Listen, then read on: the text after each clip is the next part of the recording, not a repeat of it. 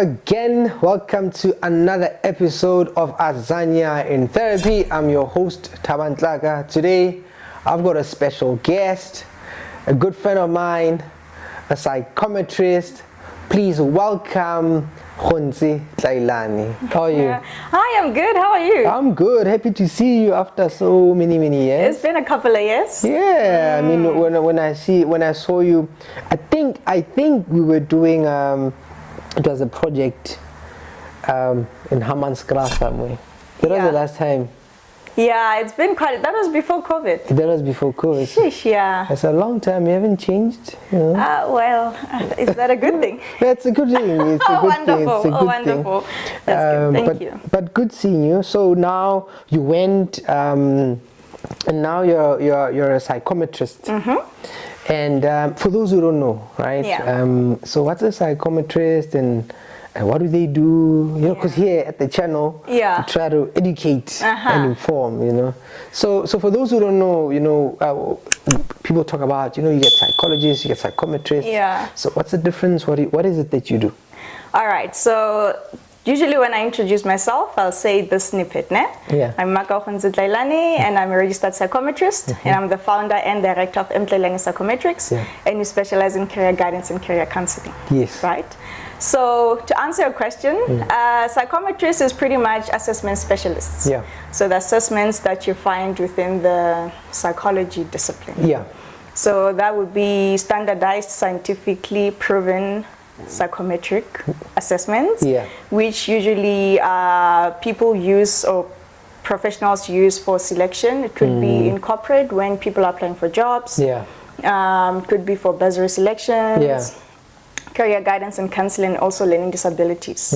So we try to find scientifically proven data based on, we give you like a test. Sometimes if it is cognitive, then it's a test, it is timed, you get wrong and right answers. And then sometimes there's also questionnaires where you choose the wrong or right answer based on your preference. And then it tells us like your underlying, you know, behavioral competencies or your IQ and that type of thing. That's wonderful. I think that's a comprehensive answer. So, I mean, are you that person then?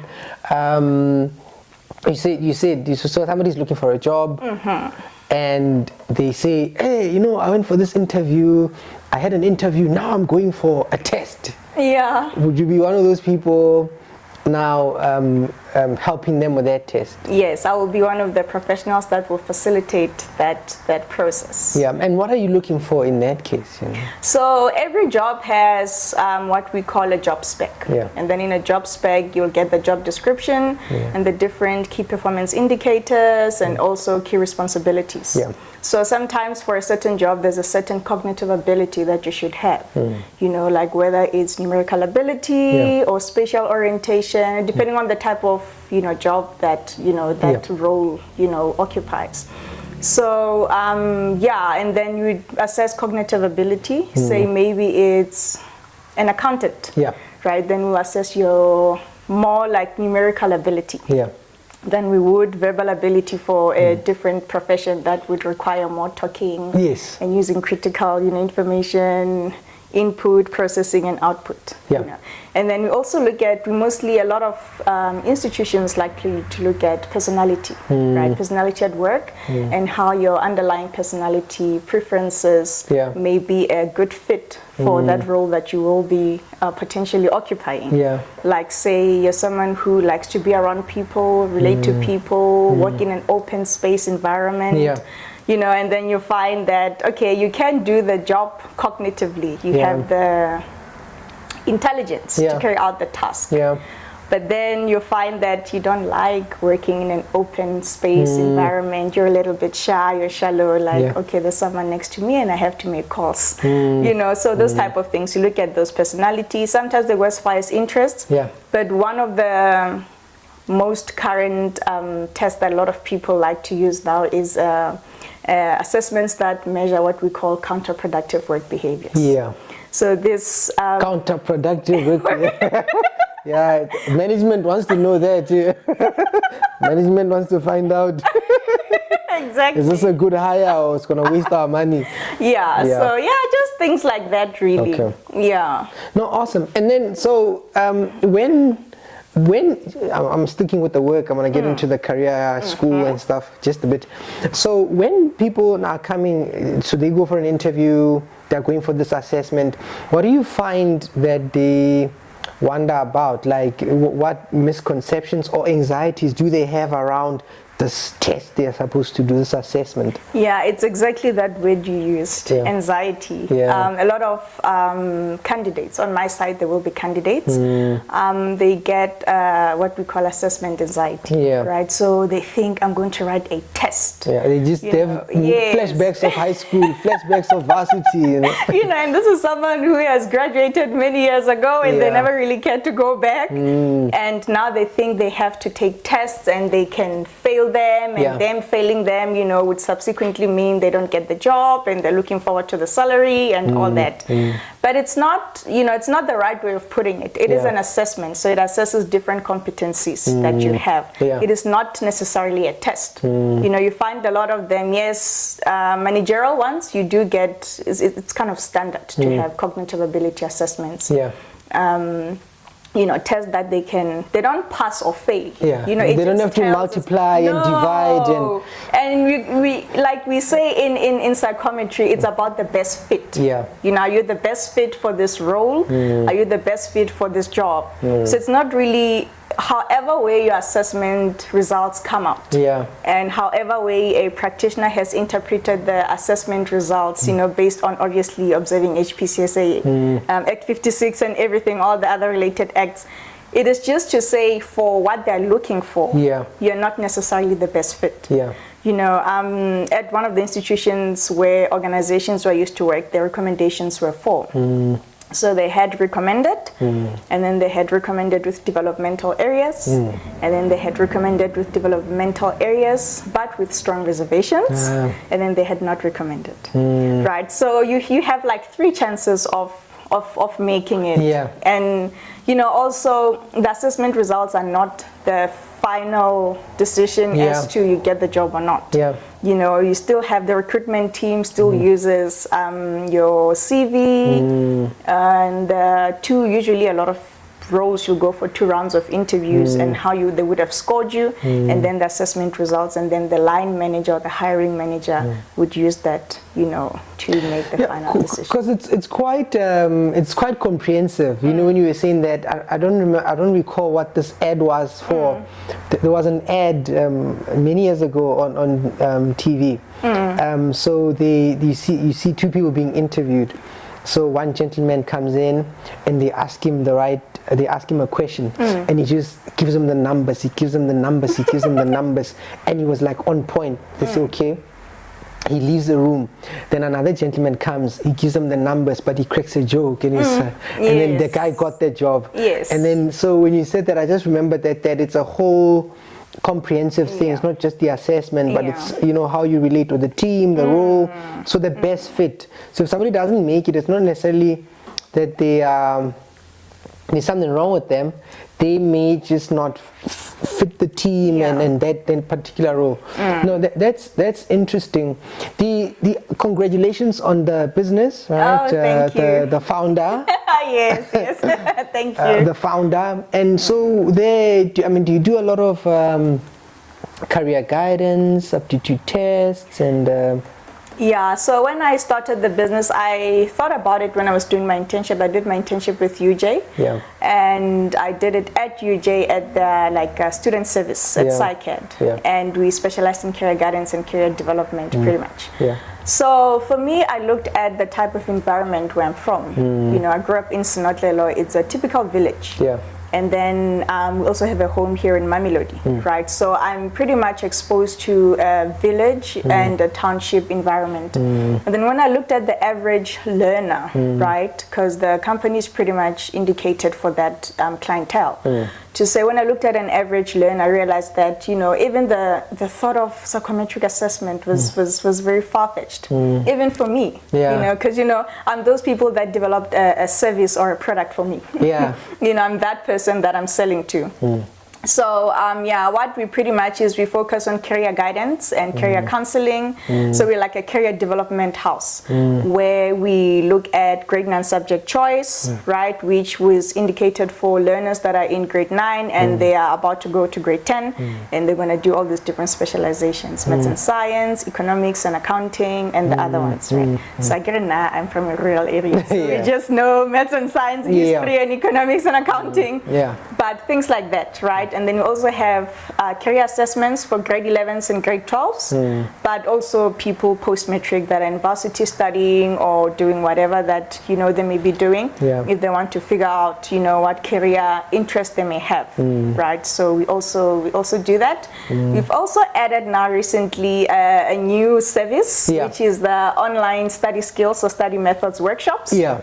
Which we try to facilitate online to make it easier and easily accessible to our clientele all over the country. Do they have data? I hope. I think an average household now has Wi-Fi, or you can buy the hourly one. No, but it's interesting. I was just wondering because there was some, I don't know, stats a while back that it's like in South Africa it was like 40%, you know, people with internet, but they were trying to grow it, you know, also in the townships and but which I think it's a good idea, you know, because sometimes the to be helped, you find the person who can help is in a different place, a different province, and this just sorts that problem out. It does, but for learners to try to make it easier for them, and you know, learners are a bit of a sensitive market, right? So I prefer to go to the schools, right? So I've been around a couple of schools in Mamelodi, and mostly liaised with the life orientation what do you call teachers, it? Yes, because they said study methods tends to fall under that, and we do have specialized programs for that and specialized reduced prices. Also, one of the things we do is, you know, a lot of schools that I go to from previously disadvantaged backgrounds. I don't like that word, but you know, they're less privileged rather. So there are certain learners that say we aim for a class. And so we're going to do study methods for grade 9B or grade 11C, and then we acknowledge that in a class there will be certain learners that really can't afford it, you know.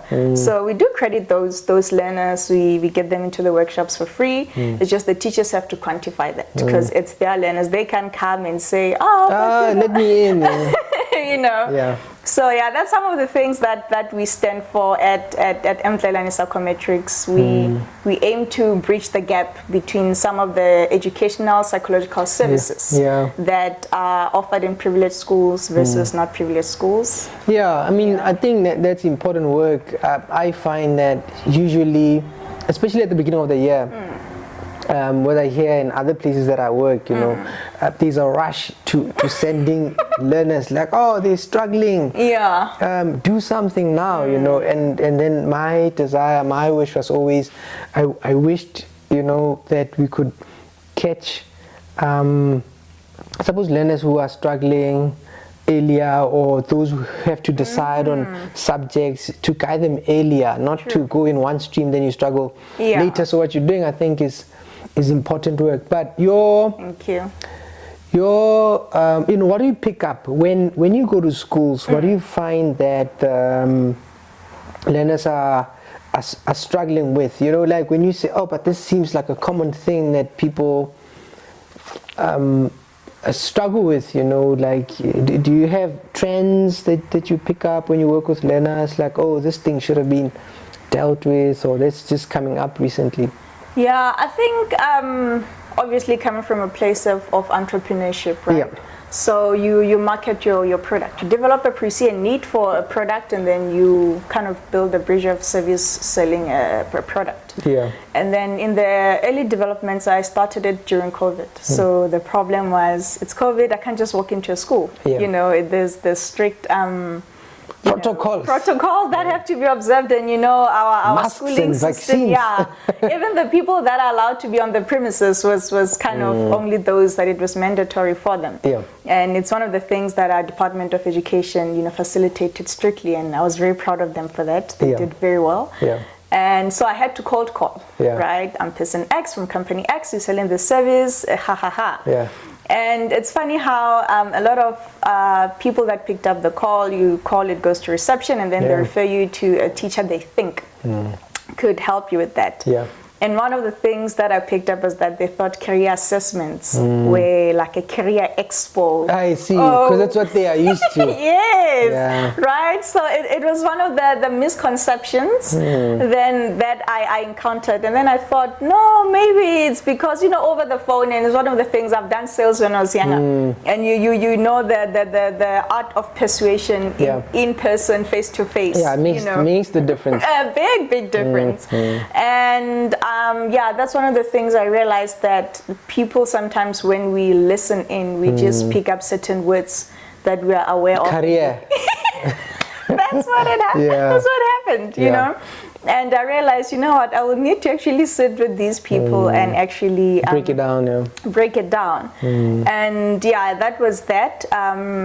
People not really understanding what I'm saying, but it's cold calling. It's a bit annoying. I'm doing whatever, watching TV, I'm from class, or I'm driving home, and this annoying person calls me. You know, so that trying to get money from me. Imagine. Imagine, you know. But then secondly, what I picked up recently is how I have to go back and teach people what is career guidance and career development or career counseling. And what do you usually touch on when you teach them? How do you help them understand? So briefly?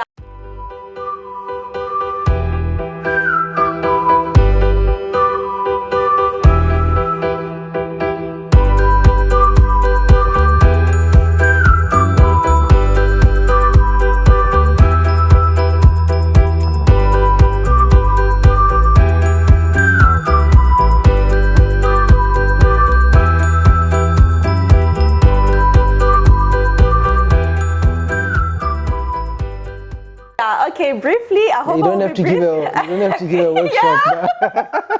Oh, wow. I see what you did there. Just did a simple say, this is what we are discussing, So mostly when I talk about career guidance, right? We pretty much come in to aid how you make the decision, or we guide you towards getting to the final decision of saying, I identify with a certain career field because of A, B, and C, right? So to go into, let me rather focus more on career assessment, right? In a typical career assessment, we have a battery, and a battery is a group of tests that we use to assess whatever constructs we are looking to investigate. So we have cognitive ability assessment, which are tests. There are times they get right or wrong answers, and well, you can't pass or fail them. I don't like using that, right? It gives people anxiety. And then we have questionnaires, and it will be personality assessment, it will be interest. I also like to use values and motives, just so we don't get someone who has a different religious view to a career that forces them to work in a certain field. You know what I mean? So values and motives, and also study skills, right? So it's cognitive ability, personality, interests, values and motives, and study skills. So out of all these assessments, we'll get the information that tells us, can I use the word IQ? What is your IQ, and what type of intelligence do you have? Do you have intelligence for numbers? Do you have intelligence for biology, or do you have intelligence for language and that type of thing? And then your personality preferences. I like to follow up on the Jung, indicator in terms of explaining the different personality dimensions. Like, for example, if you look at introversion versus extroversion, you know what I mean? Like those preferences, like what do you like? Are you do you have an extreme preference for introversion, or do you have an extreme, preference for extroversion, or are you those people that strike a nice balance? And one of the things I like about personality is that it's the people that adjust easily to social settings are those average ones. People have said this average thing to be odd, like you have to be extreme. Sometimes. Because extreme might just mean you only have to do one thing. Exactly. And I think I'm one of those people whom over the years I've went you know, a bit. I used to score like an extreme 1. It's extreme preference for introversion. Yeah. You know, and now I think you're moving. I'm moving. I'm getting that. You can give your perspective on that as someone who's watched me grow and evolve in my career over the years. Yeah. But yeah, personality and then interest. What do you like? You know, what tickles your fancy? Yeah. You know, do you like art? Do you like geometrics? Do you like engineering or that type? Even just the mere fascination thereof. Like if you go onto YouTube or Netflix, what kind of shows do you watch? Yes, you know. And then values and motives will go more to your core moral beliefs. Yeah. Right? What do you believe in? It's different for everyone, right? And then study skills, that's standard for any person trying to acquire knowledge in a form of a typical academic, you know, manner. Yeah. So now you've got this test battery. So now what you're trying to compile is like almost a profile of this individual. Okay, this is your personality. These are your interests. These are your values, and these are your cognitive skills. And then, if you have this kind of information, if this is the kind of profile you have, perhaps then you'll say maybe try careers in this line. So people like you would go in these kind of careers. You're more like an accountant or more like, okay, so and how do people receive that? You know, when you explain things like that, is it enlightening for them? They're like, no, but I want to make music. Yes. So we give the word we use for it is recommendations. Yeah. So we don't tell you like you must go and study this. No. We give recommendations. So based on your assessment results, what we picked up is that you may have an interest in certain career fields. And it's usually clusters of career fields. It's not like, you know, very specific. Yes. And that's what is nice about personality and interests paired together, you know, in the assessment world, where you look at, you may be a typical academic and go on to be a psychologist, like someone called Thabang. I don't know if you know him, but you know, then you find that you have this strong interest in art. You know, I think one of the things that I picked up after I met him some years ago, he loves art, you know, and he's still a typical academic and, you know, psychologist, masters in psychology. I don't know about the PhD, but it's on its way. It's on its way. Thank you. Pressure. Yeah, no, definitely.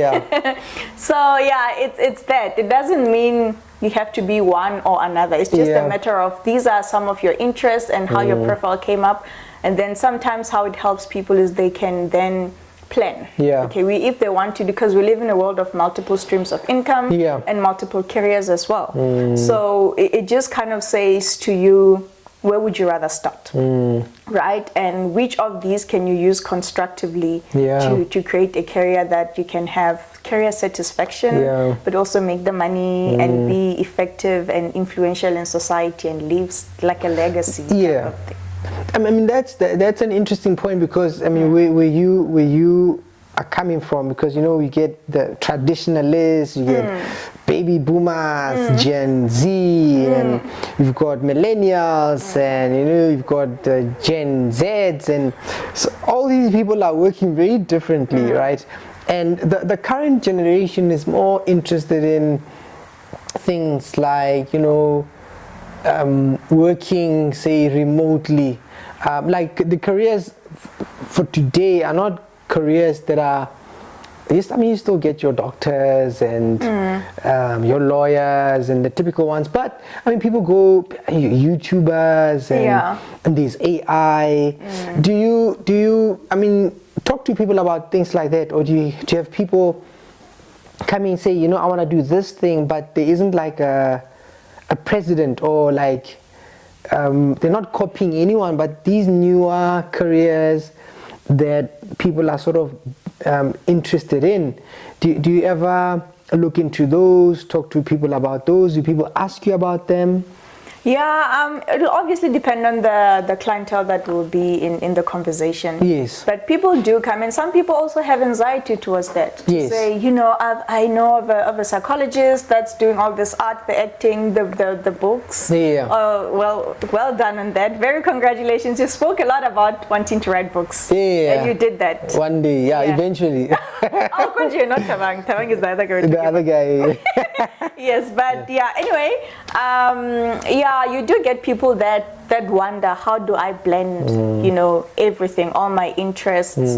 And, you know, sometimes, like for me, one of the things that surprised me along the way was my entrepreneurial interest. I didn't know I had that. Only after I did a sales learnership. Yeah. Then I'm like, okay, I can do this. I can actually get to a place, talk about a product, try to pursue someone into buying the product, and leave with a sale locked. So it was very new. Yeah, you know? to like a discovery. Yes, it's like, you know what they speak about, and please explain this, because I might have forgotten some concepts. With the, I think it's the Johari window. Yeah. Yeah, you know, with that. There are things you know about yourself, things that other people know about you, things that they know and you know, and things that are unknown to you. Yes. So it's funny, and it's one of the things we use when we're giving feedback. To say, let's look at life or career interests in this manner. To say, sometimes assessments help us discover things we didn't know, and people around us don't know. So it's one of those things. But back to the question. Yeah, we do get people that wonder, how do I blend this? And some questions only time can answer them. You know, I think we are over reliant on information, because, you know, we live in a techno-savvy world where everything is instant. Yes. But only how your character adjusts to certain, you know, encounters that you go through life. And you learn. Sometimes you raise the bar and you're like, you know what, I'm sticking to this, and sometimes you're like, this is not for me. You know, but all of that, I think the pinnacle of it all is in trying. If you have an interest, give it a try. And then if somebody said to you, should I do a job that I like, or should I do something that makes money? What are your thoughts? Because I mean, people say stuff like that, you know, I want to do this. Why? Because people who do that have money. Do you like it? No, but they make money. But you can blend both. Why can't you do both careers? Find some. Find a synergy. Okay, you know, somewhere. Somewhere in the middle. You know, because like with me and my company, I blended entrepreneurship and my typically acquired academic profession. You know, so I met somewhere in the middle. But it is possible. It's possible to do what you want, how you want to. I'm not sure about the when, because the when is a question of time, right? Yes. You know, and sometimes when you want to be good at something, you have to focus on that thing only for a certain time. So, you know, which is one of the best, what do you call it? From my mom, it was one of the best advices that my mom gave me when I went to varsity. And she's like, you know, Mmakau, you can't have it all, and you can't do it all, but just not at the same time. You know, so it always taught me to prioritize what was important. You know, some things are more important, but some are important than others. I see what you mean. You know, and also importance will come in a sense of time. Right. I always think when I'm younger, I'm not necessarily more able because I'm not as smart as. Right. But there will always be less responsibilities that you have, which opens up more time and opens more, you know, opportunity to make difficult, risky decisions. Right. So there are some things. I was going to say, you still have time to catch up. If you are young and you make a decision, you know. So it's like that. There are some things, look at them and say, okay, can I do this when I'm this age and this young, or can I do this 5 years later? Which I think it's a good way of kind of assessing what's important You know, so I think you have a good base, I think, because some people have careers in that they can pursue something that, you know, they can follow through throughout their lives, but other people, it's not necessarily a career, but they have a particular skill that they can exploit in different contexts. And so to think of that, to think of also this dynamic world we are living in. But I think time gets all of us. Yeah, no. And so if one is not aware of time, you might do your focus might be wrong. So I think what your mom suggested was good. Oh, thank you. Yeah, maybe just while we round off our conversation. So what does the future hold? You know, what are you thinking? You know, what are you looking at? To grow my company. Yeah, I'd like to cover as many of my target market group. What target market group? Well, target market. Yeah, target market. Yeah. Yes, as I'd like, I focus mostly on rural areas of villages, peri-urban areas, and townships. Okay. So also one of the things that the workshops allow me to do is to engage with these learners. You know, my mom is a retired teacher, so I find that being around learners sparks something in me. It feels very natural. I grew up in the schooling world, and it's something that's very fascinating to me in a way. So I'd like to get into these communities, talk to different people. Here, you know, some of the things that I like is how you get there and you speak to different teachers, and they tell you the challenges that they're experiencing, or how certain things in the education curriculum is frustrating them, or, you know, things like that. And then you learn so much. You know, when I visited multiple schools in Mamelodi, I learned so much about basic education and obviously higher education in high schools. And I was like, wow. When I was a learner, obviously it was different then. Yeah. But you don't see what goes into, you know, getting to that matric certificate, all the efforts, you know.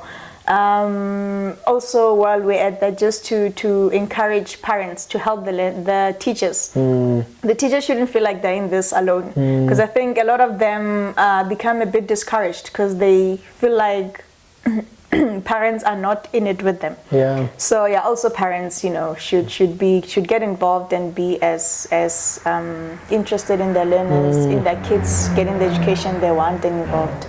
Yes. But yeah, for me, that's more where I'm going. I'd like for my business to grow big, expand and make the money. Make some money. Listen, make the money. Yeah, I'd like to go back for my master's. When I do my master's in neuropsychology with the University of Cape Town. Yeah. So I'd love to do that, and then that's pretty much it. You know, I'd just love to really grow big and really do big things. Get different academic institutions to come, you know, collaborate with me. Also collaborate with a lady from my village in Sinotlelo. Her name is Mapifa Pushielo, and she has like an initiative. Yeah. Where she brings nice, it's like a concert, sort of like the event that I attended the other day with Professor Mamaketi and Zifora Maubani. And to just say, you know what, let's shine the light on education, let's believe in education again. But while we're at it, let's bring in all these influential people to come and encourage you, to come and give you hope. You know, so that's also one of the things I like, you know, to say. There are a lot of people that are doing wonderful things, and it's good to see. Well, that's great. I mean, it's actually inspirational. I mean, listening to you, because I've been in the spaces, seen the learners struggle, and one of the things I think about is young African people coming up with solutions, and because we see the problems, but I sometimes think the older generation also struggles with what do we do. You know, they've got the resources, but not necessarily the energy and the skills. And when I see a young lady doing what you're doing, I think we are in the right track. I think with the teachers in different spheres where young people say, hey, I can see something, and I think I can play a part. I think that's a good thing. Oh, thank you. Yeah. Yeah, that's big coming, from. Okay, no, not in that manner. Yeah. Just because of every time I think of myself in relation to you, every conversation we keep. Yeah. I remember that little girl. Yeah. The one that came to your practice in sunny Arcadia. Yeah. And I had dreams, and I was just like, I'm just a big dreamer. People dream all the time and everything, and to find myself here, I feel like I went full circle. Yeah, but then when you mention it like that, then somebody watching this wouldn't know. So the story was. Yes. when you were in school, maybe you tell the story. No, you tell the story. when you were in varsity, so I had a practice in the corner of Madiba and Steve Biko, very legendary names. So my first practice, I was practicing there, and you were looking for mentors. You had Googled a couple of people, sent them emails. Yeah, it's emailed at probably 7, and you're the only one who responded. Yeah. Wow. The only one. Wow. So then I responded. You came. You said, "This is who I am. This is what I'd like to do." And I said, "Hey, let's see what we do." Yeah. Many years later, here you are. Yeah. Not a little girl anymore, but a young business woman doing things. Great stuff. No, thank you. Okay, great. Thank you very much. No, thank you. I mean, they'll hear about it in my book if I ever write a book in my 50s or something. But no, just to acknowledge you, you've done a lot for a lot of us. Yeah. Really. There's also Botselo Musito. I think, she has her own practice as well. Wow. And all that. And it's really nice. I mean, we walked in there just because one of the things we lack in our Black community is mentors. We lack that. And for you to receive me the way you did and groom me. And also one of the things that is a privilege is just having someone on speed dial. Yeah. I have a problem, I can just call Thabang, and then he can help me, theorize around this thing. Yeah. So that's really nice. Thank you for that. I really appreciate it. Much. And thank you for this. Yeah, thank you. This is nice. My goodness. This was very nice. Good. Summoned by greater and lesser pleasures, a man decides daily between dirt and treasure. The visionless ones only stand to fall, but brave are they that meet the core fight. Persistently superior and lesser loves whisper, but safe are they that recognize danger. Victorious is the man who learns to master fire, so learn, dear sir, learn to stand for truth in fire.